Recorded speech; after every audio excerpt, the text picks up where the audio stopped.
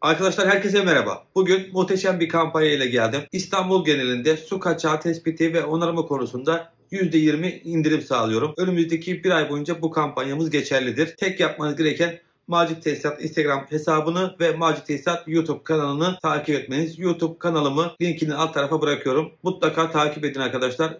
Eşinize, dostunuza bu videoyu göndermeyi unutmayın. Macit Tesisat İstanbul genelinde hizmet vermektedir. İletişim için macittesisat.com adresinden ulaşabilirsiniz. Herkese iyi günler, iyi Ramazanlar.